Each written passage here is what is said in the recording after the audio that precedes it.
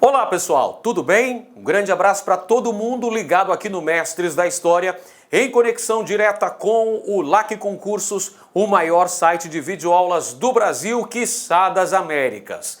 E para desespero da concorrência, o professor Edenilson Moraes já está na área e se derrubar é pênalti. E a gente vem dando prosseguimento ao nosso projeto pedagógico, que é muito mais do que isso. É um projeto de futuro que visa qualificar você, deixá-lo competitivo, preparado para esse concurso da Polícia Militar do Estado do Maranhão. Mandar um super abraço, um super salve para a galera que está curtindo nossos vídeos, que está deixando seus comentários, a galera participando junto conosco aqui nessa preparação focada para o concurso da Polícia Militar do Maranhão. E lá vamos nós, partiu estudar. Vamos lá, galera, com muita disposição, com determinação, para que nós possamos cumprir todas as nossas metas e chegar competitivo no dia do certame. Bom, sem mais delongas, vamos logo começando a nossa aula.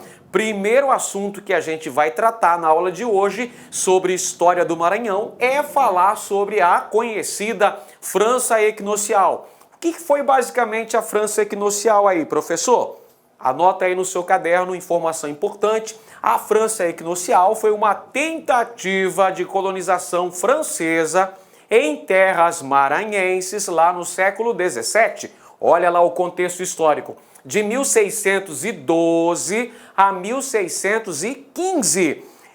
Uma missão oficial francesa chefiada por esse carinha aqui, boa pinta, esse carinha aqui que tá todo prosa, sorriso todo pimpão, empunhando a bandeirinha da França. Este é Daniel de Latouche, o comandante militar dessa missão francesa que implementou uma colônia oficial apoiada pela coroa francesa no Maranhão. Essa colônia foi denominada França Equinocial. Você se lembra que os franceses tiveram duas tentativas de colonização no Brasil. A primeira delas foi no Rio de Janeiro, lá na Baía da Guanabara, 1555, sob o comando de Nicolas Durand de Villegagnon. Aquela foi chamada de França Antártica. E esta, no Maranhão, ficou conhecida como França Equinocial. Então anota já esse bizu importante. França Equinocial foi uma tentativa de colonização francesa no Maranhão, no contexto que vai de 1612 a 1615. Este empreendimento foi responsável pela construção do Forte São Luís. Forte São Luís, para nós, colocando essas palavras aí no idioma português, não é? Aportuguesando o nome do forte, Forte São Luís, empreendimento aí da França Equinocial. Com a instalação dos franceses no território do Maranhão e com os portugueses tomando conhecimento desse fato, evidentemente que as autoridades luso-espanholas já ficaram preocupadas com essa presença dos franceses em solo brasileiro. Professor, você falou autoridades luso-espanholas. Por que razão? Olha só, pessoal. Durante o contexto histórico em que ocorreu a formação da França Equinocial, tínhamos o advento da União Ibérica. O que foi a União Ibérica, pessoal? União Ibérica foi um período em que Portugal e Espanha estavam juntos, estavam integrados, estavam atrelados do ponto de vista político. O rei da Espanha governava também em Portugal. Esse período durou 60 anos. Começou em 1580 e foi até 1640. Apesar da administração colonial portuguesa ainda ficar nas mãos de autoridades lusitanas, nós tivemos, durante esse referido período histórico, sucessivas invasões ao território brasileiro. Tivemos a invasão francesa no Maranhão, invasão ou ocupação, como alguns historiadores preferem falar. A ocupação francesa no Maranhão, França Equinocial. Tivemos também a ocupação holandesa em Pernambuco e em áreas circunvizinhas durante o período de 1630 a 1654. Portanto, ao longo do período chamado de União Ibérica, o Brasil foi alvo de sucessivas invasões / ocupações estrangeiras. Ocupação francesa no Maranhão, ocupação holandesa em Pernambuco. Então, assim que os portugueses, as autoridades portuguesas, tiveram ciência da presença francesa no Maranhão, o que elas fizeram? Organizaram expedições militares para colocarem os franceses para correr, para expulsarem os franceses do Maranhão. A preocupação portuguesa em relação à região dizia respeito aos riscos de perder esse território para os franceses. É por essa razão que teremos a organização de expedições militares sob o comando de Jerônimo de Albuquerque. Jerônimo de Albuquerque comandou as tropas portuguesas que expulsaram os franceses do Maranhão. Tivemos a emblemática Batalha de Guaxenduba, 1614, e no ano seguinte os franceses acabaram sendo expulsos do Maranhão. Muito bem, isto posto, meus queridos e minhas queridas, já podemos conferir a questão. Moçada, eu sei que essa questão não está no padrão CESP, de certo ou errado, mas a gente vai trabalhando as questões existentes, as questões anteriores. Não se preocupe que o professor Edenilson Moraes irá elaborar um super simulado 100% focado no padrão CESP, de certo ou errado. Deixa eu só resolver alguns problemas na universidade, não é? Assim que eu me desvencilhar de alguns problemas que tenho que resolver, irei elaborar este super simulado, vou disponibilizar gratuitamente para vocês e vou fazer a correção desse simulado até como uma forma de fazer um aulão de véspera para a gente turbinar de vez os nossos estudos. E lembrando aí, galera, se você quer continuar assistindo os nossos vídeos de preparação focada para este concurso, eu peço para você a contrapartida, que é justamente curtir os nossos vídeos. Isso é muito bom, isso fortalece na divulgação desse material, isso nos dá mais ânimo para a gente continuar produzindo material de qualidade, porque o professor Edenilson Moraes é produtor de conteúdo e a gente vai continuar se esses vídeos tiverem visualizações, se esses vídeos tiverem curtidas, se a galera tiver realmente aprendendo com nossas aulas, se essas aulas forem realmente importantes para o seu aprendizado.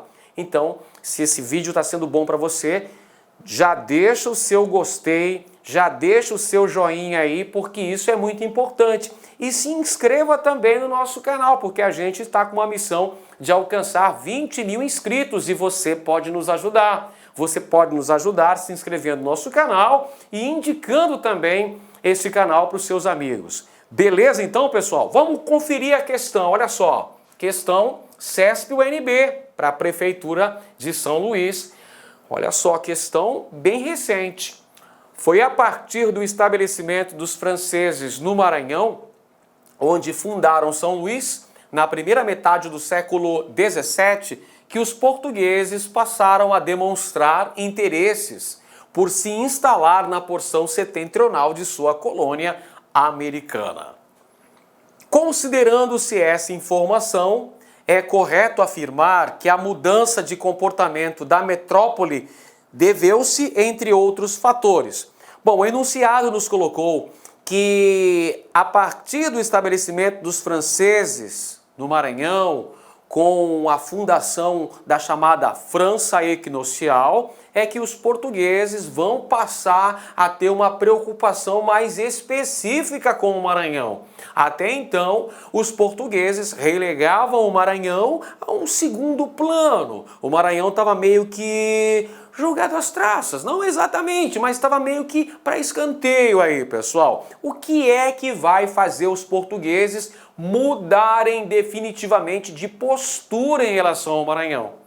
Logicamente, é o medo de perder esse território para os franceses. Quando os portugueses vão perceber que haviam franceses estabelecidos no Maranhão, já construindo um forte militar, o Forte de São Luís, aí muda de figura a preocupação portuguesa em relação ao Maranhão. Vamos conferir as alternativas.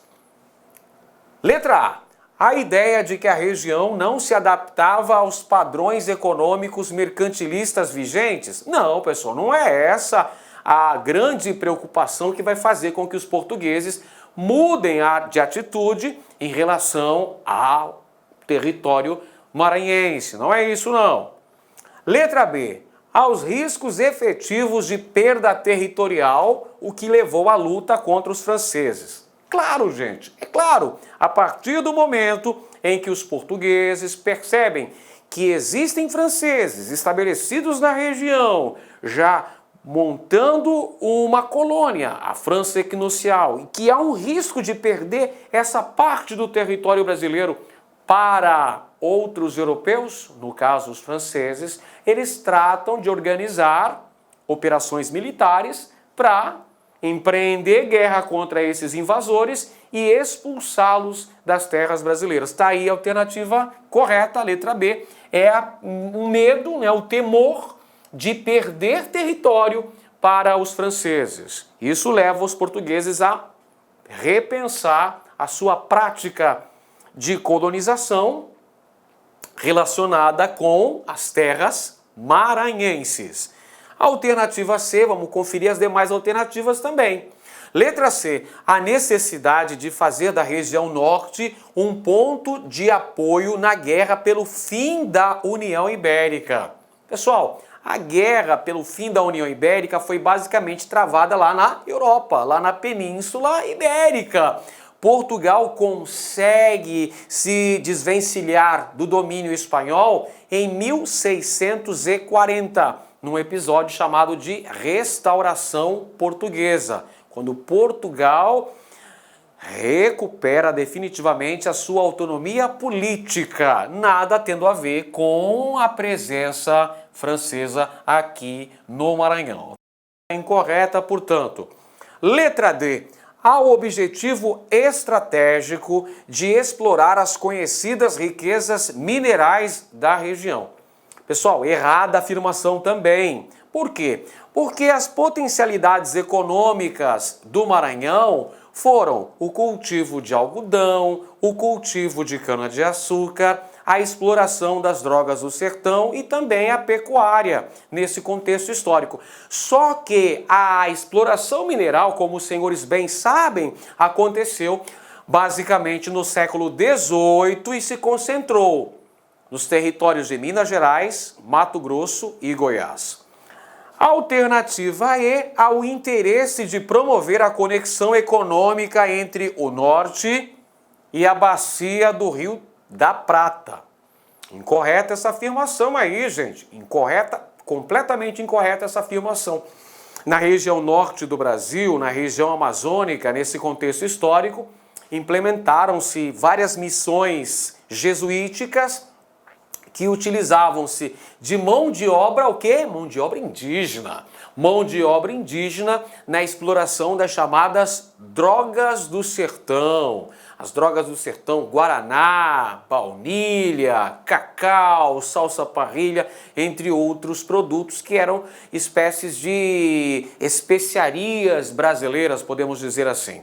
Ok? Não tem nada dessa conexão aí econômica entre a Amazônia e o Rio da Prata, cujo estuário está lá entre o Uruguai e a Argentina, ou seja, muito longe, não é? Essa afirmação literalmente viajou na maionese, afirmação errada também. Única afirmação correta é essa letra B aqui, os riscos efetivos de perda territorial, o que levou à luta contra os franceses. Muito bem.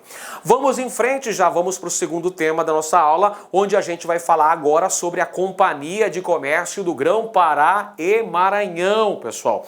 Uma importante companhia de comércio que foi criada sob os auspícios desta ilustre figura, esta ilustre personalidade que aparece aqui na sua tela.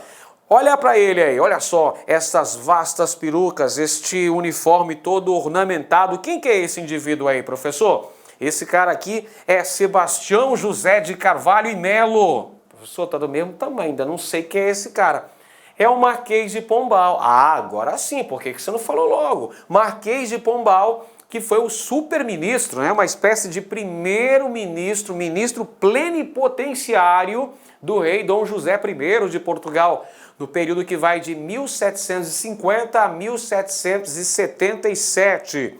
E ele, então, Marquês de Pombal, criou a Companhia de Comércio do Grão-Pará e Maranhão, uma empresa que detinha o monopólio comercial sobre essa região norte da colônia brasileira. Aí, ó, foi o Marquês de Pombal, no ano de 1755, que resolveu criar a Companhia de Comércio. Veja só, essa companhia visava garantir lucros para a metrópole portuguesa.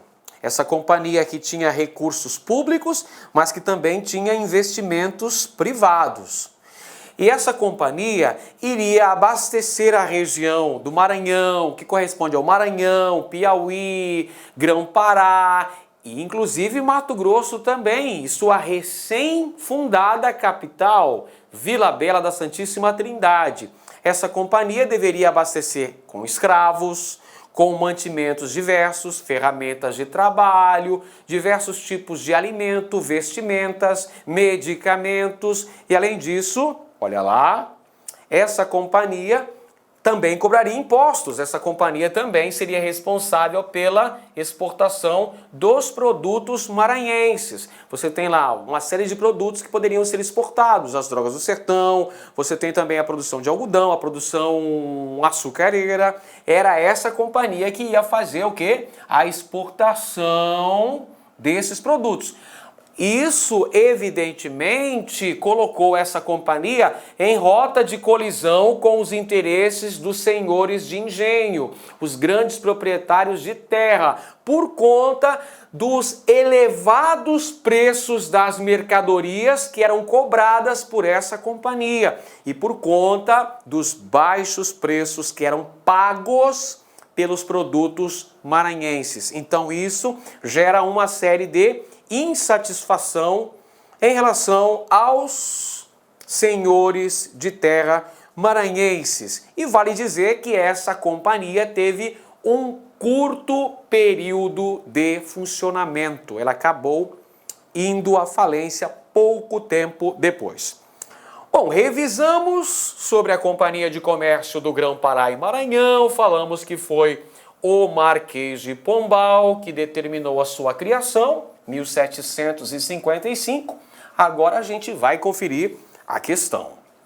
A primeira companhia privilegiada de comércio, surgida em 1755, voltada ao desenvolvimento da região norte, veja, o objetivo importante dessa companhia visava o desenvolvimento econômico da região norte e que pretendia oferecer preços atraentes para os produtos que a região deveria exportar para o mercado europeu.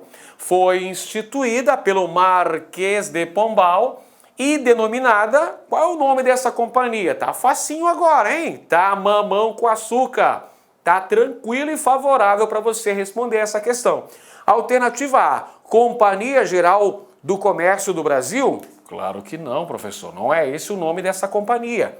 Companhia Geral do Comércio do Grão-Pará e Maranhão? É essa a alternativa correta? Beleza! Tá aí para você. Companhia de Comércio do Grão-Pará e Maranhão. Companhia Geral... Opa, vamos lá, essa aqui tá correta. Companhia Geral do Comércio do Grão-Pará e Maranhão. Alternativa correta, letra B de bocejo. Tá aí, vamos lá, assinalando. Essa é a correta. Alternativa C, Companhia Geral de Pernambuco e Paraíba? Não, essa é outra companhia que também foi criada pelo Marquês de Pombal, mas essa não atendia lá no Maranhão. Errado. Letra D, Companhia das Índias Ocidentais? Para com isso, essa foi criada pelos holandeses. Letra E, Companhia Comercial do Governo Geral. Errado também. Então, a alternativa correta é só a letra B, Companhia Geral do Comércio do Grão-Pará e Maranhão. Muito bem, próximo tema, pessoal. Vamos falar agora sobre a Revolta de Beckman. Revolta de Beckman, importante, revolta nativista que aconteceu na capitania do Maranhão. Aconteceu em 1684. Repita, por favor, professor. A Revolta de Beckman foi uma importante revolta nativista liderada pelos senhores de engenho maranhenses Manuel Beckman, Tomás Beckman e Jorge Sampaio também teve uma participação importante nesse processo. Ela ocorreu no ano de 1684. Meus queridos e minhas queridas, quero fazer aqui uma retratação, não é? Quero fazer aqui uma correção, porque na aula anterior eu falei a data incorreta, poxa vida, não é? Na aula anterior eu acabei tendo um ato falho, mil perdões, foi minha culpa, minha máxima culpa. A data correta é 1684. 1684, beleza? Revolta de Beckman, que foi essencialmente uma revolta nativista. O que é essa revolta nativista aí, professor? Eram revoltas de cunho localistas que geralmente eram organizadas por setores elitistas da sociedade que protestavam contra aspectos pontuais do pacto colonial, protestavam contra impostos, protestavam contra dívidas, protestavam contra determinações das autoridades portuguesas. Mas, preste bem atenção, as revoltas nativistas não almejavam a independência do Brasil, almejavam apenas retirar alguns entraves que dificultavam os seus rendimentos econômicos. Então tinha interesse basicamente local e elitista. Tá aqui para você. A Revolta de Beckman aconteceu na capitania do Maranhão, olha a data, 1684. E ela se voltou contra as autoridades metropolitanas, contra a Companhia de Comércio do Grão-Pará e Maranhão, pessoal, Companhia de Comércio do Maranhão, perfeito? Então ela vai se voltar contra duas companhias, eu vou até colocar aqui, olha só. Ela vai se voltar contra a Companhia de Comércio do Maranhão, a Companhia de Comércio do Maranhão, e vai se voltar também contra a Companhia de Jesus, contra os padres jesuítas. Explique isso melhor aí, professor. É o seguinte, pessoal, essa companhia vai se voltar contra essa revolta liderada pelos irmãos Beckman, Manuel Beckman e Tomás Beckman. São os grandes líderes, os líderes irmãos Beckman. Então, eles aqui para vocês, ok? Então, essas lideranças vão se voltar contra a Companhia de Comércio do Maranhão, ok? O Senado da Câmara de São Luís vai se voltar contra a Companhia de Comércio do Maranhão. Por que razão, professor? Eles vão tretar com essa Companhia de Comércio. Porque essa Companhia de Comércio tinha a incumbência de fornecer 500 escravos por ano no Maranhão. 500 escravos africanos por ano era a meta que essa companhia deveria colocar no Maranhão. E essa companhia também abastecia a região com uma série de produtos. Ferramentas de trabalho, alimentos diversos, medicamentos, vestimentas e escravos também. Só que essa companhia oferecia esses produtos a preços elevadíssimos. Além disso, lembre-se, essa companhia também era responsável pela cobrança de impostos no Maranhão. Cobrança pesada de impostos. Vai gerar insatisfação com as elites locais, representada basicamente pelos senhores de terras.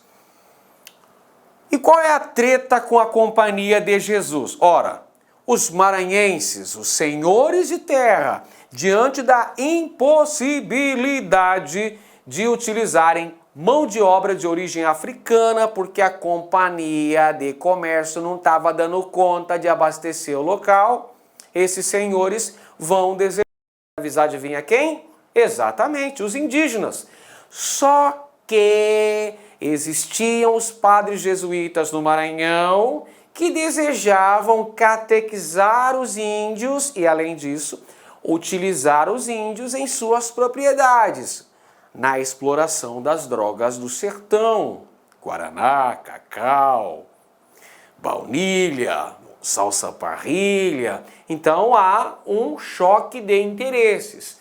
De um lado a elite maranhense, de outro lado a Companhia de Jesus e a Companhia de Comércio do Maranhão, o que vai culminar na ocorrência dessa revolta em 1684 no Maranhão, a revolta de Beckman, sob a liderança dos irmãos Beckman. Muito bem, vamos conferir agora a questão, pessoal. Uma das mais conhecidas revoltas ocorridas no período colonial brasileiro, a revolta de Beckman, envolveu na segunda metade do século XVII colonos do Maranhão liderados por Manuel Beckman contra as autoridades metropolitanas. A respeito desse acontecimento, assinale a opção correta. Vamos lá, vamos conferir. Alternativa A. Sigam meus bons. A dificuldade para a obtenção de escravos negros e alguns produtos da metrópole está na raiz do referido movimento, ou seja, os embates com a Companhia de Comércio do Maranhão. A alternativa certa. Certa resposta. Essa afirmação está correta. Esta é a principal razão que vai levar à ocorrência dessa revolta nativista. A revolta de Beckman, 1684, no Maranhão. Revolta esta que ficou praticamente restrita a São Luís. Alternativa B. Visando minimizar os efeitos da revolta, os colonos optaram pela não ocupação dos armazéns da Companhia de Comércio existente na época. Errada afirmação, errada. Com a ocorrência da revolta, o próprio governador foi expulso de São Luís, não é? O governador foi retirado, não é? Os revoltosos vão tomar conta de São Luís e os armazéns da Companhia de Comércio do Maranhão são ocupados pelos revoltosos, pelos líderes da revolta. Então essa afirmação é incorreta. Letra C. O forte sentimento religioso dos colonos explica o fato de os jesuítas terem sido mantidos livres durante a revolta. Incorreta afirmação. Essa também está errada. Por que razão, professor? Porque durante a ocorrência da revolta de Beckman, 1684, os jesuítas foram expulsos do Maranhão. Os jesuítas foram expulsos do Maranhão pelas lideranças da revolta de Beckman. É claro que depois de sufocada essa revolta, os jesuítas puderam retornar ao Maranhão. Mas aquela Companhia de Comércio que a gente falou, a Companhia de Comércio do Maranhão, foi extinta em 1685. Beleza? Alternativa D. Ao assumir o governo local, Beckman, quem que é esse Beckman? Manuel Beckman, logrou resolver os problemas que afligiam os colonos ou que pôs fim à revolta. Não. O que pôs fim à revolta foi a repressão metropolitana, culminando inclusive com o enforcamento de Manuel Beckman e Jorge Sampaio, líderes dessa revolta.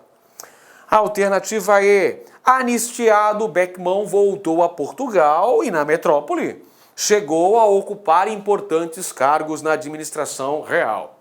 Incorreta. Acabamos de dizer que Manuel Beckman foi condenado à morte, foi enforcado. Então tá aí mais uma afirmação errada. A única correta, a única certa, como nós vimos, era a letra A, que falava que A raiz do surgimento desta insatisfação que levou à ocorrência dessa revolta estavam nos atritos entre as lideranças elitistas do Maranhão em relação à Companhia de Comércio do Maranhão, que não conseguia abastecer a região com o número de escravos e que também cobrava pesados impostos sobre essa região. Próximo tema agora, vamos continuar falando de história do Maranhão. Galera, vamos continuar focado em nosso estudo. Agora chegou a vez da gente falar sobre a Batalha de Guaxenduba. A Batalha de Guaxenduba aconteceu no litoral maranhense durante o século XVII, envolvendo de um lado os portugueses e de outro os franceses. Então olha só, os grupos beligerantes em conflito na Batalha de Guaxenduba, de um lado os portugueses e de outro lado os franceses, ok? Muito bem, os portugueses contando com o apoio dos tabajaras, os índios tabajaras, e os franceses também contando com o apoio dos tupinambás. A vitória lusitana foi liderada por este ilustre cidadão que está aparecendo aqui na nossa tela. Jerônimo de Albuquerque vai ser o grande comandante em chefe das tropas portuguesas que expulsam os franceses no ano de 1615 do Maranhão. Essa batalha de Guaxenduba foi em 1614. E a vitória portuguesa consolidou a posse do Maranhão e a conquista da região amazônica, hein? Consolidando esse território como domínio colonial português. Então essa batalha foi importantíssima. Não apenas botou os franceses para correrem do Maranhão, como também, posteriormente, garantiu a posse, a conquista, o domínio português sobre a Amazônia. Não é à toa que foi fundada em 1616. Qual cidade? Belém do Pará, 1616. Vamos lá. Questão tá aí para a gente conferir. A Batalha de Guaxenduba inscreve-se entre os embates ocorridos no litoral do Maranhão colonial no século XVII, 1614, para sermos mais exatos, com reflexos na própria colonização do Brasil por Portugal, pois após a expulsão dos franceses, os portugueses expandiram o território, fixando-se em áreas estratégicas da Amazônia. Legal? Essa batalha assinalou o quê? Vamos saber agora. Letra A. A vitória definitiva dos portugueses sobre os franceses pela posse da costa norte do Brasil. Leia-se Maranhão. Beleza, afirmação correta. Batalha de Guaxenduba, 1614, é importantíssima para a definitiva vitória portuguesa sobre os franceses e posterior expulsão dos franceses do Maranhão no ano seguinte. E além disso, a expansão territorial portuguesa, viu? Certa afirmação. Letra B. A histórica decisão de Jerônimo de Albuquerque de render-se a La Ravardie para preservar a vida de seus combatentes. Este nobre indivíduo, La Ravardie, quem que é esse cara? É Daniel de Latouche, o comandante da França equinocial no Maranhão. Então, olha só, Jerônimo de Albuquerque rendeu-se a Daniel de Latouche? Não, muito pelo contrário. Jerônimo de Albuquerque vai derrotar as tropas francesas. É Daniel de Latouche quem vai se render à vitória portuguesa. Então, errada essa afirmação. Letra C. O fim das incursões dos países europeus sobre o território americano colonizado por Portugal. Errada afirmação. Errada também. Errada por quê, professor? Porque após a expulsão dos franceses, nós temos outros povos europeus que vão tentar conseguir conquistar um pedacinho do Brasil para si, né? Ter um pedacinho do Brasil para chamar de seu. Quem são esses caras? Exatamente, os holandeses. Isso aí, hein? Tô vendo que você está estudando com determinação, hein? Está estudando direitinho. Os holandeses invadiram o Nordeste em duas oportunidades. Primeiro na Bahia, 1624, mas eles foram expulsos no ano seguinte. Depois os holandeses voltam para Pernambuco, 1630, e lá eles vão permanecer por 24 anos, só sendo completamente expulsos da região em 1654, depois da insurreição pernambucana, em que os maranhenses também tiveram participação, hein? Sublinha isso aí. A gente vai falar sobre esses assuntos ainda em aulas mais pra frente, perfeito? Então tá errada a letra C também, letra D. O extermínio dos povos indígenas que, vindos de Pernambuco, ocuparam o litoral maranhense. Não, a Batalha de Guaxenduba não envolveu aqui os colonizadores contra os povos indígenas, basicamente. Apesar de que povos indígenas também estiveram de ambos os lados combatentes. Os portugueses fizeram aliança com os tabajaras, os franceses tinham aliança com os tupinambá, mas essa guerra não é basicamente a guerra do colonizador contra o francês. É uma guerra disputando quem iria ter a posse definitiva, a colonização efetiva dessa região do Maranhão, portugueses ou franceses. Bacana? Letra E, a inferioridade bélica francesa, agravada pela inexistência de qualquer aliança com os índios da região. Errada afirmação também, pessoal. Por quê? Porque os franceses estavam em superioridade numérica em número de homens e numérica também em número de armas. Homens e munições, os franceses estavam em vantagem em relação aos portugueses. Mesmo assim, perderam a Batalha de Guaxenduba. Por isso que ela foi tão emblemática.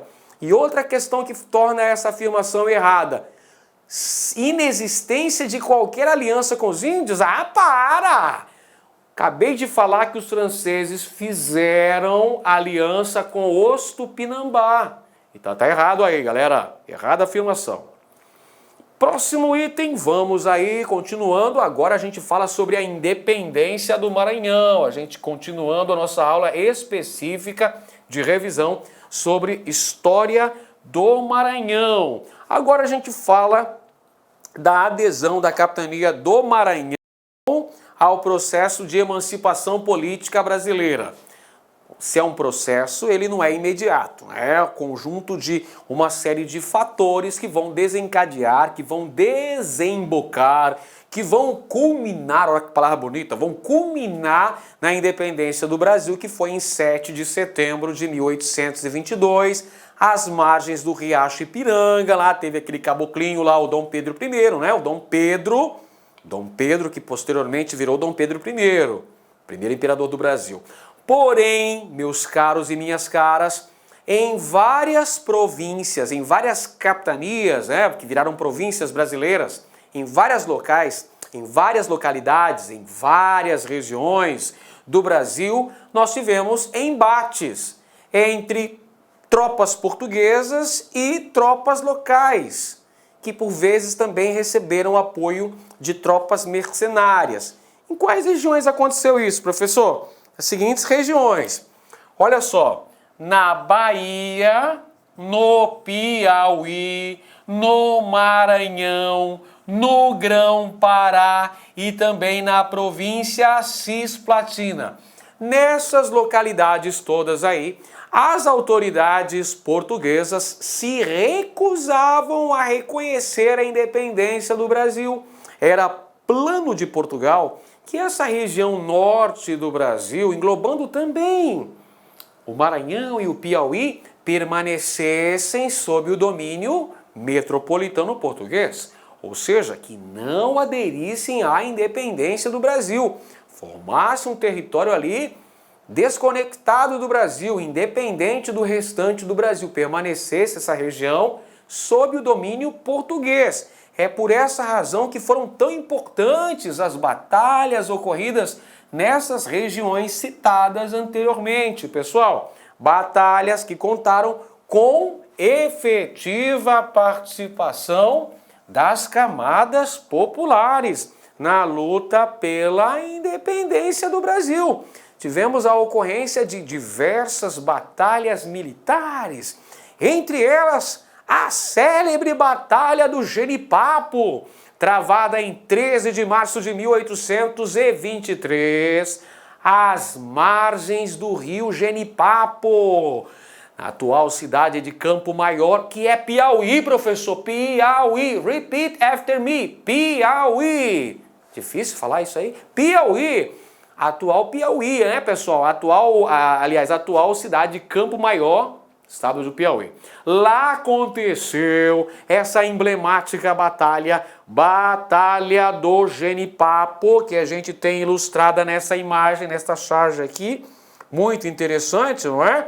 Onde as tropas portuguesas, tropas profissionais, tropas militares bem treinadas, bem armadas, lideradas pelo Major Fidier, o que vai fazer? Desembarca no Maranhão para tentar manter essa região sob o domínio português, impedir a independência do Brasil nessa área e vai enfrentar forças populares que corajosamente, armados de instrumentos de trabalho, de foices, machados, enxadas, paus e pedras, né, e muita coragem, vão enfrentar essa tropa portuguesa que estava desembarcando no Maranhão.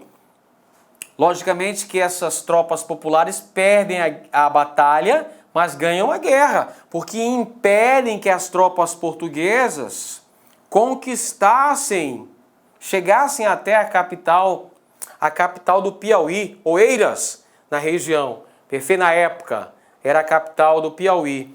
Então a Batalha do Genipapo é emblemática nesse processo da independência nessas áreas do Piauí e do Maranhão. Essa batalha contou com a participação de piauenses, quem mais? Maranhenses e cearenses, que vão de forma corajosa, de forma auspiciosa enfrentar o poderoso exército português. E tivemos uma sangrenta batalha, pessoal.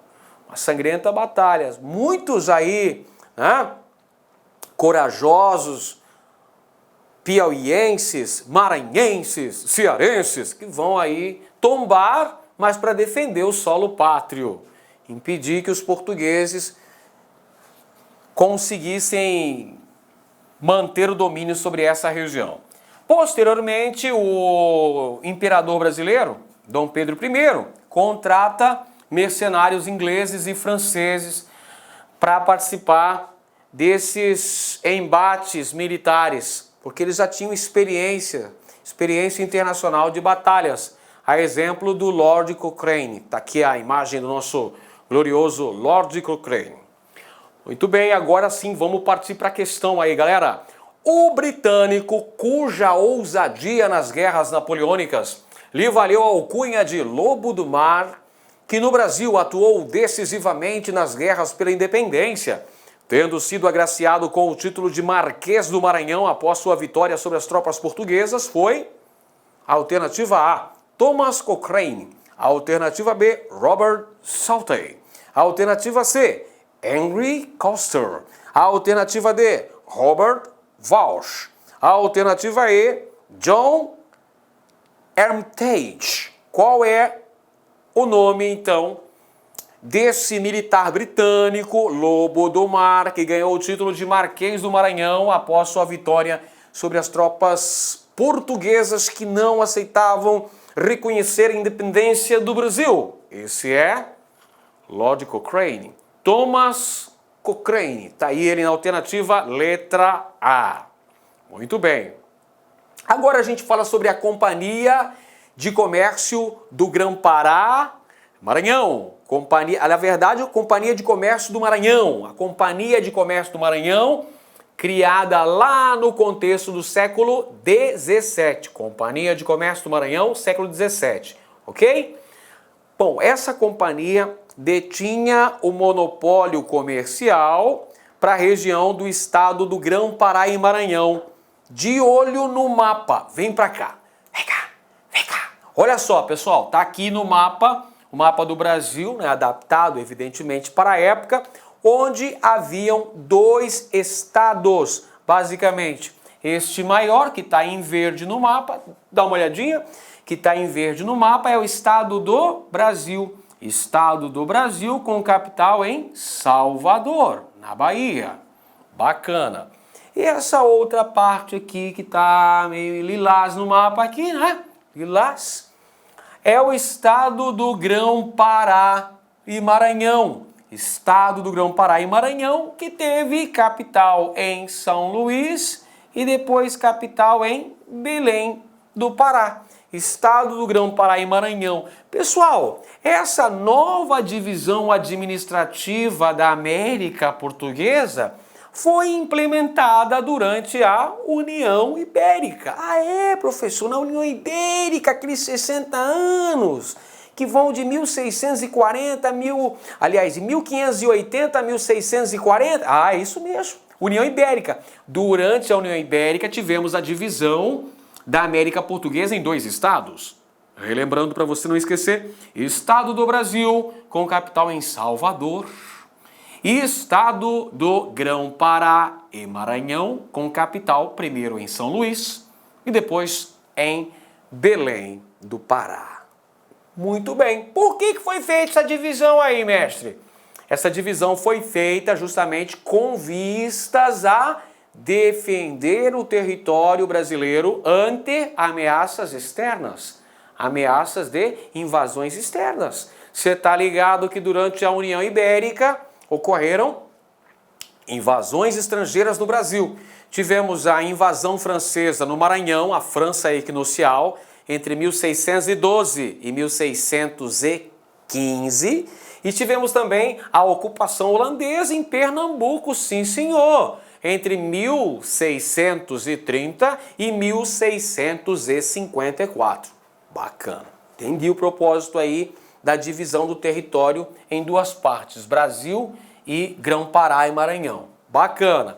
Então, o governo português estabeleceu então que a Companhia do Maranhão, colocar aqui, ó, Companhia do Maranhão, iria abastecer a região, essa região aqui do estado do Grão-Pará e Maranhão, com uma grande gama de mercadorias, entre eles escravos. Além disso, pessoal, vale ressaltar que essa companhia também deveria cobrar os impostos para a metrópole portuguesa.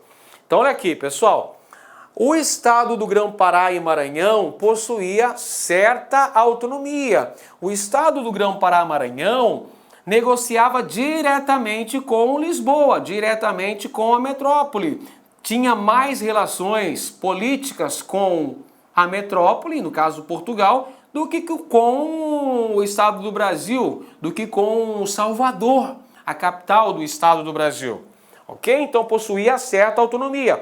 Só que tivemos, como sempre, muitos atritos com os colonos locais. Por que tivemos atritos aí, professor? Por que atritos? Cara, lembra? A Companhia de Comércio do Maranhão fazia o quê? Ah, professor, você acabou de dizer que a Companhia do Maranhão abastecia a região com uma série de mercadorias. Trazia escravos, trazia alimentos, trazia ferramentas de trabalho, trazia vestimentas, trazia medicamentos.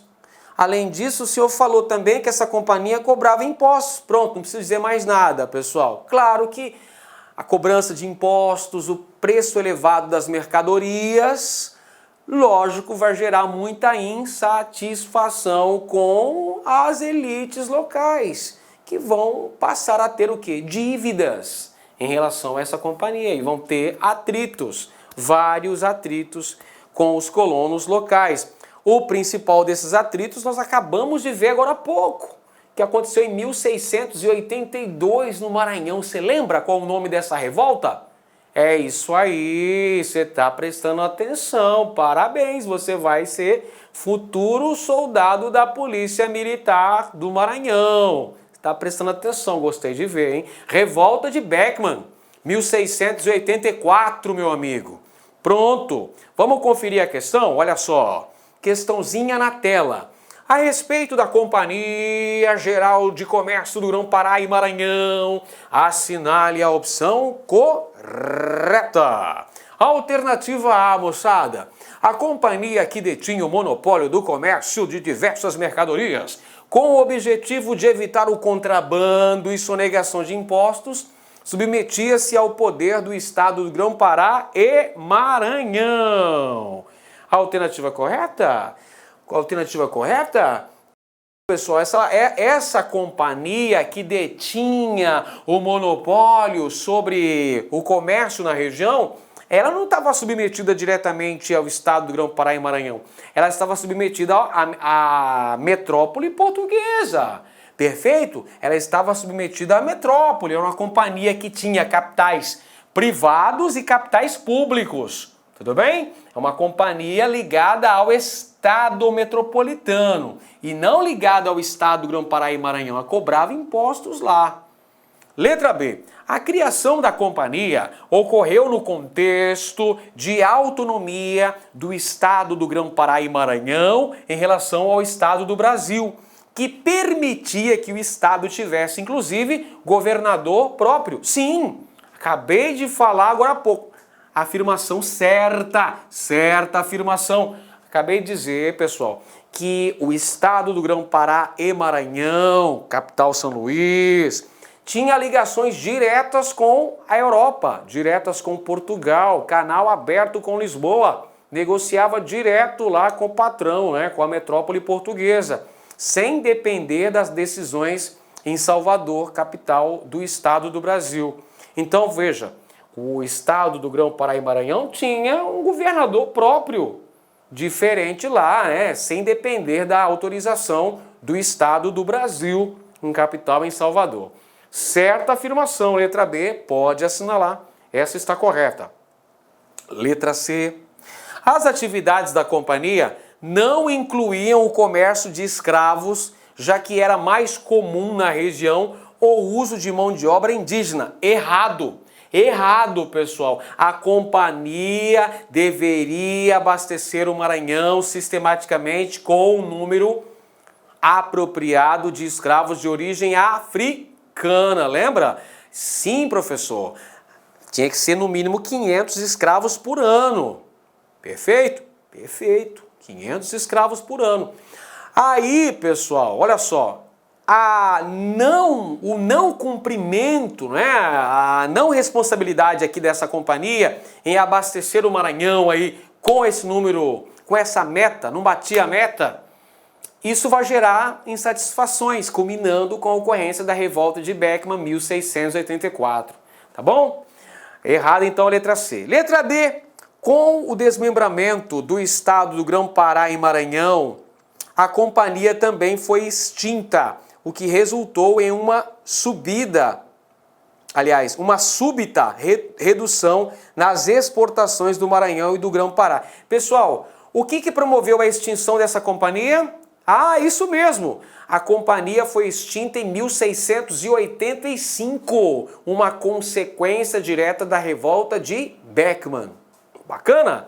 Letra E. A companhia, apesar de deter o monopólio das exportações, atuou em consonância com os interesses dos produtores locais. Nossa, que mentira! Vários atritos com as elites locais. Por que esses atritos, professor? Pelo preço elevado das mercadorias que essa companhia colocava no Maranhão e pelos pesados impostos, rolava um fight direto. Tinha muito confronto de interesse, não é à toa que gerou até uma revolta, cara. Revolta de Beckman, meu irmão. Então a única alternativa correta ali, letra B de bola. Pensou que eu ia falar outra coisa, né? Mas não. É isso aí, galera, chegando na reta final da nossa aula de revisão para você que está se preparando, focado para o concurso da PM Maranhão. Falamos aqui sobre vários temas relativos à história do Maranhão, muitos temas importantes que devem fazer parte dos seus estudos. Se você gostou desse vídeo, não se esqueça de curtir, não se esqueça de compartilhar nas suas redes sociais. E se você é novo aqui no nosso canal, se inscreva aí, meu velho. Venha ajudar o professor Edenilson Moraes a continuar disseminando conhecimento, produzindo material de qualidade, produzindo conteúdo interessante que possa potencializar os seus estudos. Se você gostou, dá um joinha aí pra mim, pessoal. Cansei de estudar, vou jogar tudo pra cima. Não, brincadeira, brinks, isso vai cair a prova. Isso que eu acabei de falar aqui, pessoal, vai despencar no dia da sua prova pro concurso da PM do Maranhão, e quando cair, você não vai temer a banca CESP, não. Você não vai temer a famigerada banca CESP, porque você se preparou com determinação, você se preparou com foco, com muita atitude e também assistiu às aulas aqui no canal Mestres da História. Um grande abraço para todo mundo e até o próximo vídeo. Valeu, pessoal! Tchau, tchau!